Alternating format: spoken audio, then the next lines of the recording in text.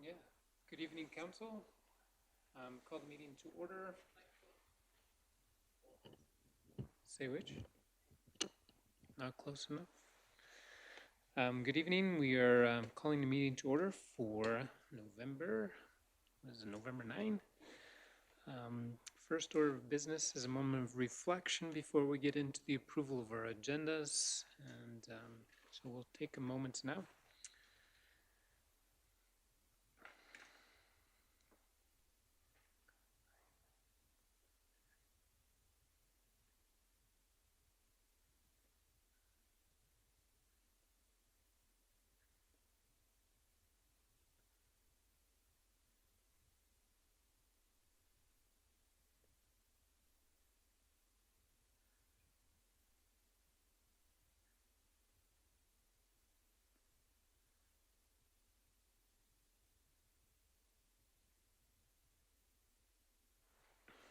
All right. So next order of business is approval of the agendas. We have two. First is our consent agenda. Motion to approve the consent agenda. Councillor Dressler makes the motion. Welcome back, Councillor Dressler. We didn't know who was supposed to make motions previous meetings. All right, so motion's been made. Is there any other questions on the consent agenda? Councillor Orr?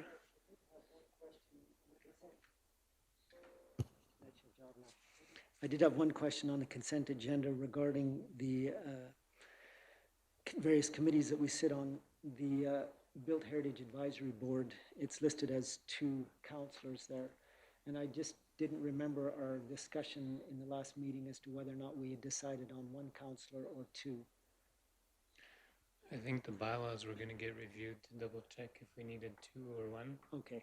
And I'm not sure where that's at. Okay, that's fine. Yeah, because I think they are pretty strict bylaws on that, so I think it may have to stay 2. Okay. Brenda? I think that the BHAB is under review at the committee council retreat that we're going to be doing in the new year, and all the bylaws will be brought forward, and then we can discuss it further at that time. Sounds good. So status quo till the end of the year? Yep. All right, any other questions on the consent agenda? Seeing none, call it the question. All in favor? Any opposed? Motion carried. We are moving along to the regular meeting agenda, and our 2 delegations for tonight were not able to make it, so both of those have been removed from the agenda. And it's been requested by administration to add an in-camera item at the end of our meeting after committee reports for 1 personnel item. No, legal. Legal item, sorry. Okay, so those are 3 amendments to the agenda. Is there any others that I'm missing? Otherwise, a motion to approve as amended. Councillor Dressler makes the motion. Call it the question. All in favor? Any opposed? Motion carried. We have an opportunity now to share some thoughts for the good of council. Does anyone have something they'd like to share with us? Councillor Dressler. I would like to first thank everybody from administration and council for my incident that happened in our committee of the whole. It's good to be back, and I appreciate all the sympathy letters and emails and texts and Facebook posts. So thank you very much all. It's been a little bit of a struggle getting back into the saddle, but I'm prevailing. So lots of agua. Good to have you back. All right, is there any other comments for the good of council? Councillor Edwards. I have 2 things I'd like to mention. One is a big kudos to our Public Works staff for their quick clearing of the snow. I made a little trip downtown today and was able to get to the post office and on Main Street and everything. So good work by them for clearing the snow so quickly and making our town accessible. So that was really nice to see that. And as I was driving by, they were clearing out in front of the arena as well. So I thought that was really great that they got that done so quickly. And I appreciated it, as did my son, who got his birthday present from Amazon from the post office. So thank you. That's a good thing. Yeah. And secondly, I just wanted to mention some of us were able to head into Lethbridge to the Cineplex to see Kevin Costner and Diane Lane's film Let Him Go. And it was really great to see Fort Macleod up on the big screen and see our town highlighted again. And it was really fun, and we were very well represented there. So it was awesome for that. And it's nice to see that finally come out so that we can celebrate that moment for our town. So good job by us by having an awesome town. Yeah, I've yet to see it, but look forward to that. Very well, thank you. Anyone else? Nothing right now? Okay. Good. Let's carry on then to new business. We have bylaw 1923 in front of us. A land use bylaw amendment. Our Director of Operations will be presenting this tonight, so we'll ask Adrian to speak to it before we ask for first reading.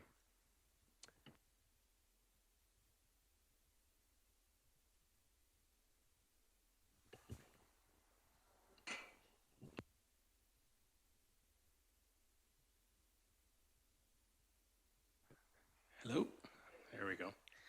Thank you, Council. Tonight we are asking that Council give first reading to bylaw 1923 in order to redesignate land on lot 33, block 325, plan 92B. And the redesignation would be from residential manufactured home to residential, and to schedule a public hearing to be held on December 14th at 7 p.m.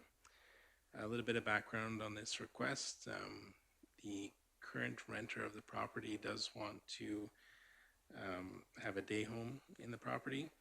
She does have landowner approval for the rezoning, and if administratively we don't have any concerns with this rezoning because the property is has a stick-built home as opposed to a trailer. So the rezoning would fit the current site. Very good, thank you. So I'd request a motion from council to make first reading and schedule a public hearing for December 14, 2020. So moved. Is there any questions for administration on this agenda item? Okay. I have a question. Obviously, this will be one residential lots in the midst of multiple similar style housing. That's something we can consider at a later time. Is that correct? Okay. Okay, any other questions? Councilor Orr? Perhaps I'm thinking along the same lines as to whether or not administration has any concerns at all about the fact that this would be zoned residential, even though all the properties close to it, adjacent to it, are zoned differently.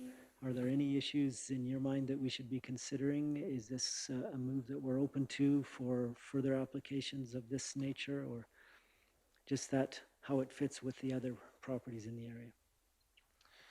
Right, so we've had that discussion internally, and I think going forward, we're going to have a discussion with council in terms of what we want to do with that area.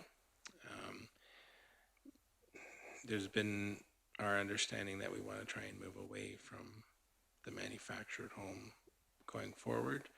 So this is sort of the one way to start doing that, to have these rezonings. Whether council wants to do like we're proposing on the highways and rezone entire blocks is a different discussion, but I think in the interim we should deal with it this way, having property owners approach the town to rezone as needed. Thank you. All right, so motions on the floor. Is there any other discussion among council? If there is none, I will call the motion to question. All in favor? Any opposed? Motion carried. Thank you very much. Next agenda item is for budget consideration, Highway 3 Development Association. I'm not, yeah, open to discussion. I think this was sent to the town. I don't know that we had, how much discussion we had it on last year. The rate did come down from 50 cents per capita to 35. The association has been making some good progress, establishing a lot of good communication with the province, has been actively involved in getting feedback and from citizens throughout the southern region of the province. So I think the money they are, the energies they are spending on this has been well worth the time and energy. So I would encourage consideration from council to support this again in this year's budget considerations. So to that end, does the administration have anything they'd like to add? Is anyone prepared to make a motion to that end? Councillor Orr? Councillor Orr makes the motion to approve as requested, yeah? Okay, any further discussion? Councillor Monteith? What projects are, or how are they prioritizing the areas that are not doubled? Like, where does here to the past rank in terms of what this organization is pushing? So they currently have 4 top priorities they have sent to the province. One is from, I believe, Pincher Station to Bellevue. That's number 1. Number 2, I'm just going off the top of my head, I believe was, number 3 was a Piikani study, so studying twinning the highway through the Piikani Nation. 4 was stage 1A for Fort McLeod. 2, I'm just trying to remember what it was. I think it's on this end of the province as well. So I know they've gotten funding for a portion from Tabor to Grassy, I believe. So now they have moved on to request some consideration on this side. Yeah. Yeah, very good. Just an observation, even though those priorities, we might think, well, that's quite a ways away from Fort McLeod, it does all contribute to the traffic flow in southern Alberta, which directly or indirectly affects us. And for the requested amount of $1,000, $1,038, it's a collective that has a bigger voice than if we were speaking individually. So I think it's a worthwhile investment. Okay. All right, any other questions or comments? Councillor Edwards? I just agree with David in that it seems a pretty small ask, and as well as if we're having our mayor sit on the committee and we're okay with that and we're okay with having you participate there on our behalf, I feel like we'd be remiss in not supporting this endeavor as well. So I am definitely for supporting this. Very good, thank you. All right, if there is no further discussion or questions, I will call the question. All in favor? Any opposed? Motion carried. Thank you very much. Item 3, administrative. We had some adjustments required in the deputy mayor schedule because there was some changes. So I guess a request from council to make a motion to approve as recommended in the motion or in the submission. Councillor Wolstenholme, are you going to make that motion? Since you are currently deputy mayor, once we pass that motion. It's a nice question. Mm-hmm. Yeah, for sure. So motion's on the floor. Is there any questions on this? Seeing none, we'll call the question. All in favor? Any opposed? Motion carried. Moving on then to administration for 2021 returning officer appointments, and I'll pass this off to our Director of Finance, Chris Holback, to speak to it. Good evening, Council. It's election time coming up here.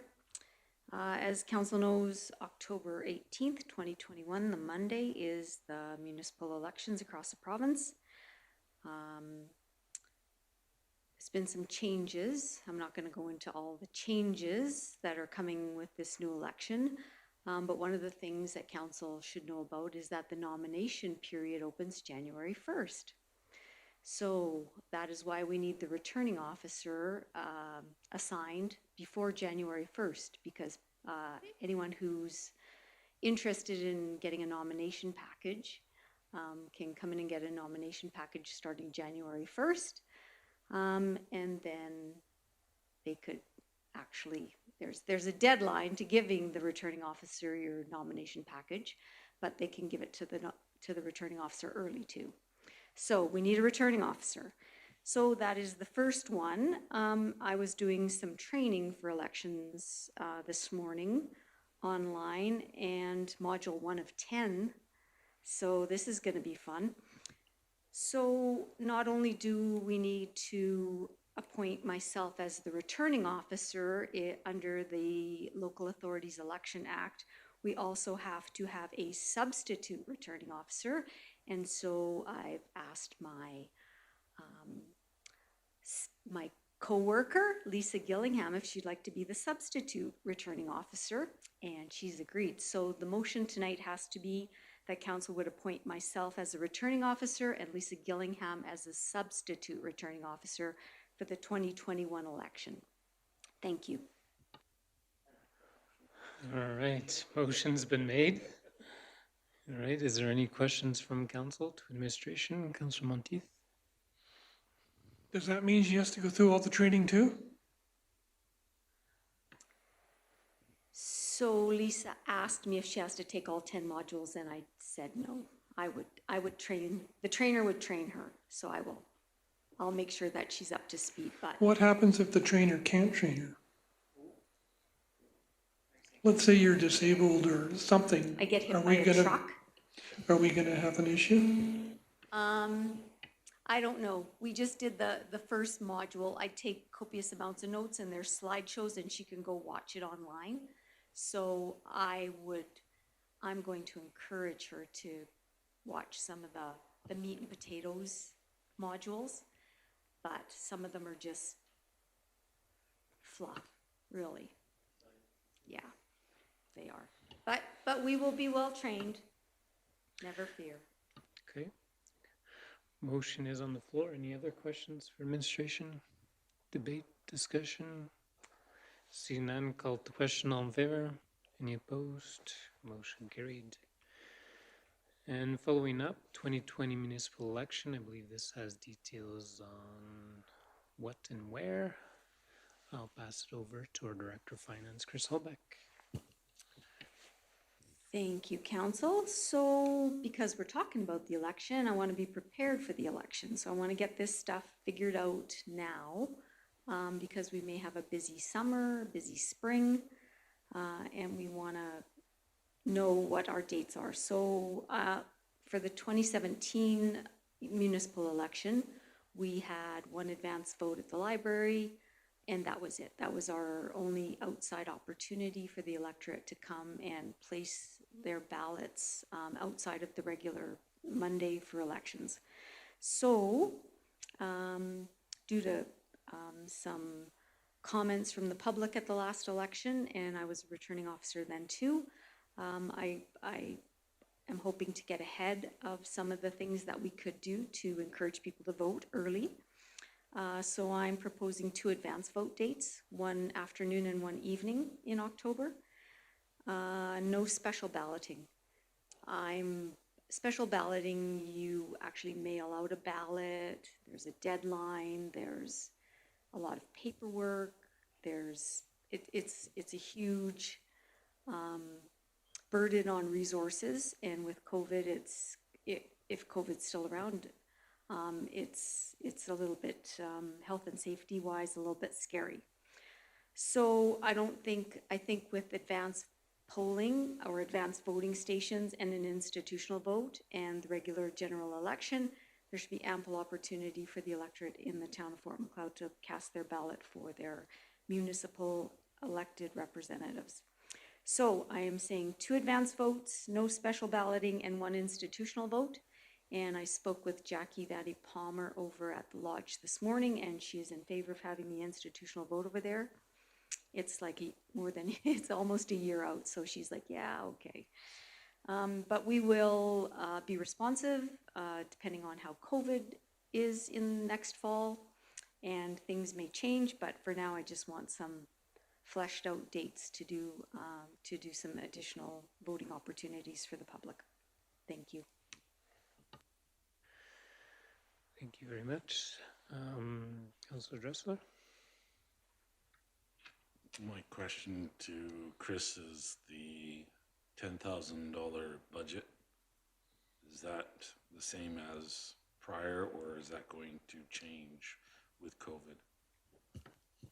So the $10,000 budget in the provisional 2021 budget is the same as it was in 2017. That was our budgeted line item for the election that year. So in our training this morning, they talked about how you need single-use pencils, you need a lot of cleaning done throughout the day in the voting stations. There could be additional costs. We need to get some better parameters around what the additional costs could be. So I'm thinking the provisional budget, I just budgeted the same as 2017, but in the final budget this year, it could go up just based on conversations with the province and Elections Alberta and with Lisa Gillingham, who's in charge of our COVID response in health and safety.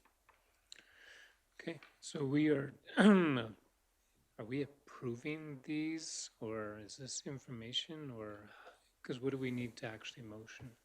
So according to the Local Authorities Election Act, if we want advance voting and the institutional vote, there needs to be a resolution of council for that to happen. So I need resolutions. I just need that whole thing in a resolution, that you guys agree that there'll be 2 advance votes, 1 institutional vote, and no special balloting. Okay. Someone prepared to make that motion? Councillor Wilson makes a motion? No. We can have a discussion now. So the motion's on the floor. Any further discussion or questions? Councillor Dressler?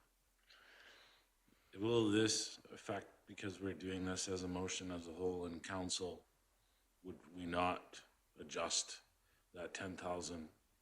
This is just the events, not the dollars. Not the dollars dollars. is in our budget. Okay, because I'm saying it's on the We're document. not approving that amount in this motion. Okay, no, I just wanted to double check to make sure. Councillor Edwards?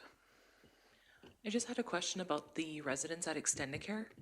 And I know that we're only having the 1 institutional opportunity to vote. And if maybe we want to look at having the 2 opportunities, if COVID is still a going concern at that point, I am thinking that neither of those entities are going to want to cross the road to the other to be able to vote. So I'm wondering if we should make that a part of what we're doing now, or if that's a bridge we'll cross when we get there. So I will be having discussions with the management team over at Extendicare to see if they even want a institutional vote. If there's an institutional vote at the lodge, the people at the lodge and the manors vote. So you can't come across the street from Extendicare to vote an institutional vote at a different institution. It's just your institution. So in the past, as returning officer, there was certain levels of care that probably maybe weren't needing the election in their institution. So I will have conversation and just see what the uptake is for Extendicare to have that, and then I can bring it back and we can add one if needed. Very good. And if these dates or locations need to be adjusted, that still can be done, or is it written in stone January 1st? I can come back and amend. Okay. All right, so the motion is on the floor for 2 advance votes and 1 institutional vote and no special balloting. Is there any further questions? Seeing none, call it the question. All in favor? Any opposed? Motion carried. Moving on then to item 6, residential growth initiatives. I will pass it over to our Director of Finance, Chris Holbeck. Thank you, Mayor Fader. So, strategic plan. This is one of the items on Council's 2018-2022 strategic plan to look for opportunities or programs for residential growth in our community. CAO Sue Keenan and my names are beside it as heading it up. And so I just wanted to start the conversation with council so that you guys can mull it over and brainstorm and think about opportunities that I haven't thought about. I just Googled it, what other communities are doing, and some of these are bigger communities and some of them are little villages that subdivide out 6 lots and have a lottery. So it's very very flexible what council thinks, but I just wanted to give you guys some ideas what I've found in going forward, because I know it's going to be on 2021's plate for something that we're going to be working on. So it's just for information. So information for now, and do you have a venue? At which point do you want to have more discussions on this with council? Is that at our retreat? Is that the idea? Yeah? Okay. So I think it's good for all of us to start researching, asking other council members if we know of any, to get some ideas, be creative, and come to a retreat with some good options. Okay? So I don't believe well, we'll take a motion for this to accept this information, just so it's on the records. Councillor Monteith makes the motion. Any further discussion? Call it the question. All in favor? Any opposed? Motion carried. Looking at our 2020 operating revenue and expenditures and reserve report, we will pass it over to Director of Finance again, Chris Holbeck. I know, I'm going on holidays. I got to get all this off my plate, you guys. So I like to do these quarterly, but I got a little behind this year. So this isn't quite quarterly, but it's close. It's really close. So it's just the 2020 year-to-date operating revenue and expenditure report, and then just an update on how our reserves are looking. And the amounts that are transferred to and from the reserves is the budgeted amount. I did not put the actual amounts in there because I like to wait until the projects are complete at year end before I start doing entries and moving reserve monies back and forth between capital and operating projects. So I don't have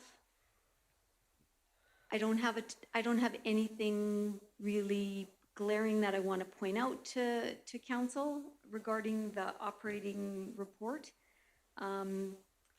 It's business as usual. There's nothing that I really want to bring to your attention. I don't know if anybody's had an opportunity to read it and has questions, but I would welcome questions if you have them, and I would answer them. You guys probably aren't going to see another 2020 operational report until once the auditors get here and start doing their journal entries, and then the audit comes. So this is probably as close as you're going to get to this 2020 operating budget report, the last one probably for the year before the audit's finished. Okay. All right. Does council have any comments, questions on the reports? I, to be fair, didn't go through them because they weren't linked. They were in the Dropbox, so I haven't gone through them myself too closely. But I know we had a little bit of discussion with it at our last budget meeting as well. So some of the numbers are going to be similar. So, are there any comments? If not, a motion to accept this information. Councillor Edwards makes the motion. If there is no discussion or questions for administration, I will call it the question. All in favor? Any opposed? Motion carried. All right, and our last agenda item for the night, Santa Claus Parade request. I will pass this over to our Director of Community and Protective Services, Lisa Gillingham. Thank you, Mayor Vader. I am humbly coming to council tonight asking you to allow us to spend some money on the children this year at Christmas for the parade because, as you know, the reverse style parade doesn't allow for the park floats to distribute the candy that they normally would to the kids. And we're not expecting the number of floats this year as well. So I am asking if we can about half what we usually spend as council on the dinner and the candy that we would generally pass out. And if we could use that to bulk up the goodie bags that the chamber and some other businesses are participating in filling for the kids. 2,000 bags are expected to be filled. Okay. Anyone prepared to make a motion to that end? Councillor Wilson, I'll make that motion. Further questions for administration? Councillor Orr? Yes, I did have a question as you are saying that we would be doing this rather than doing the meal that's normally provided at Midnight Madness.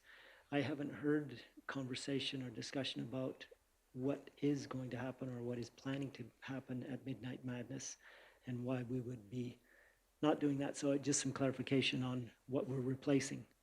Midnight Madness is still planning on happening. However, they're not wanting to do much events there that people are going to be congregating at and that the numbers will be high. Even the Christmas tree lighting, they're a little bit worried about how many people will actually show up and be in a kind of more of a confined space for that Christmas tree lighting. So they are trying to limit, they'll try and put some barricades up and, you know, encourage social distancing. So it was more just a proactive approach to not encourage that social connection there and try and keep people more distanced.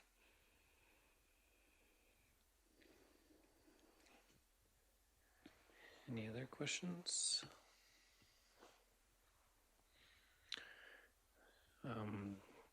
This is a recommendation. I think it's reasonable to consider for sure. So it's a tough one.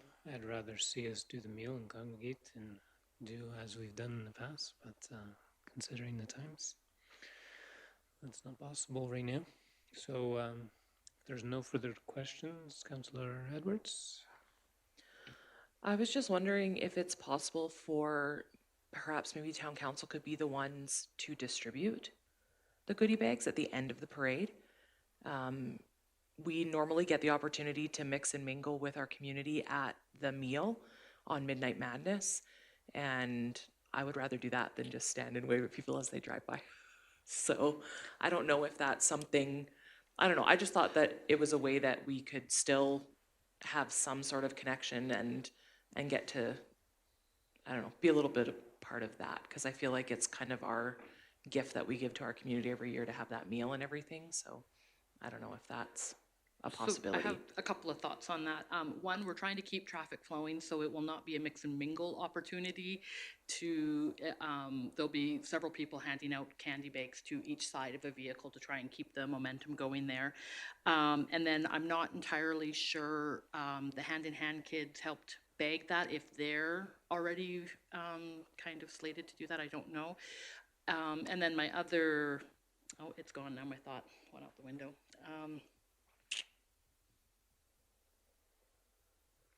There are other businesses and entities that are pitching into these candy bags. So if it's council that's handing them out, I worry that it'll come across that it was council's goodie bag and not a combination of all the businesses and everything that pitched in. So those are my thoughts. I can sure put it to the parade committee and get their opinion. If you want, we have a meeting, I think it's tomorrow. So I can put it out there. And if it's not the bags, maybe it's something totally different. If someone has ideas, I think that would be nice to do something like that. Well, yeah, that was the question that I had. Has there been any thought from administration as to how council can be involved? We could start in a the parade? band or something. We could. Would you be our lead singer? Well, I could try. Well.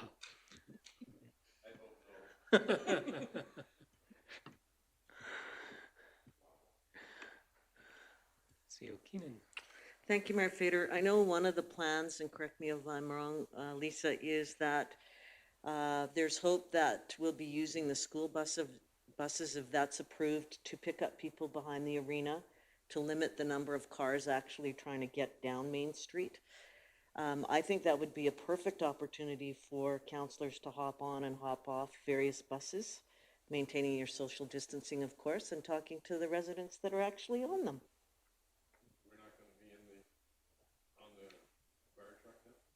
Some of you will be, I believe. Yeah, preliminary conversations that Miranda and I had, we just assumed that council would want to have the fire truck parked and be with the fire truck like usual. Yeah. Sorry? We want the brand new bush buggy.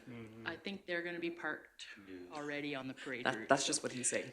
We want the shiny new one.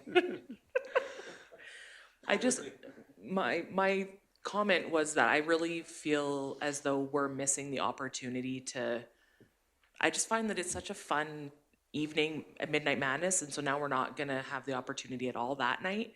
I don't know if there's something else we could do as council, or if there's, I don't know, but I just really have always enjoyed that opportunity to, one, provide a meal for our community, because I feel like that's something that is really needed, and we have lots of residents who really benefit from that. But the other is just the opportunity to wish everybody a happy holidays and Merry Christmas, and, you know, just have a bit of fun together. So I feel like we're kind of missing that opportunity this year, and I just don't know if anybody has any ideas, but not starting a band is unfortunately, it's that time of year. I know. Unfortunately, COVID does put a wrench into any sort of thing, but any fun. Not quite any fun, but I feel like maybe there's something as a group we should put our heads together, and maybe there's something we need to do as council and administration that. If you're interested in possibly coming up with some ideas, I think if you're attending Midnight Madness, we could probably make something that each councillor could have available to hand out as they're mingling with people that night. Like, there will be, I still believe, a lot of foot traffic on Main Street that night, just at a safe distance, and you know, entering the stores and businesses there. So there may even be some booths set up for outdoor sales, since the craft sale isn't happening either. So if you have any great ideas, I'd be more than happy to try and come up with something for council to be able to hand out that night. If they're walking up and down Main Street as well, the tree lighting is still happening. Albeit a little bit social distance, we're hoping, but I mean, the opportunity is there for that night still.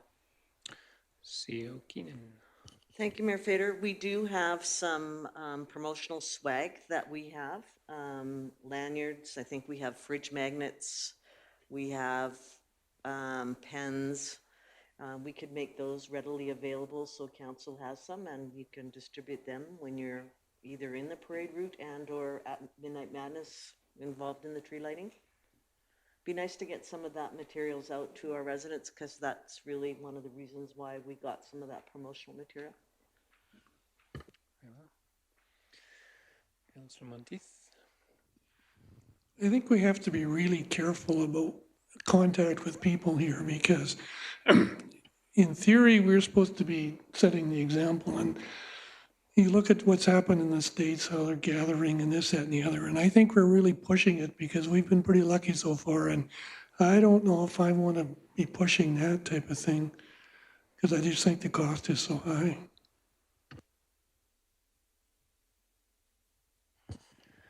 Okay, very good. But we can always communicate via email too if someone has some good ideas that would be COVID friendly, and so on and so forth. So if someone has ideas, please do send an email around, and we'll work with Lisa to detail them as well. All right, Councillor Dressler, you had a last comment on this? No, I just the financial cost, was that the final number that they would like to see? Yeah, I'm just gonna go to a couple of different stores and just buy as many different items as I can in quantities of 2,000, and we'll just bulk it up as much as we can. Leftovers from Halloween are on sale.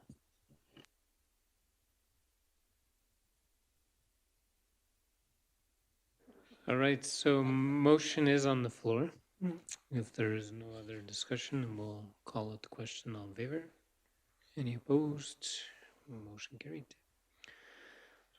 Being this is the first meeting of the month, does anyone want to speak to any of their committees that they are currently or were on?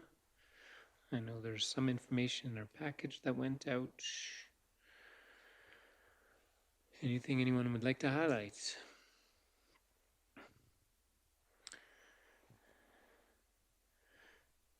If there is none, then we will carry on.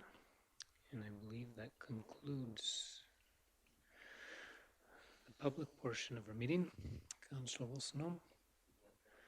So motion to go in camera. Quick to the draw. All right, so motions on the floor, all in favor?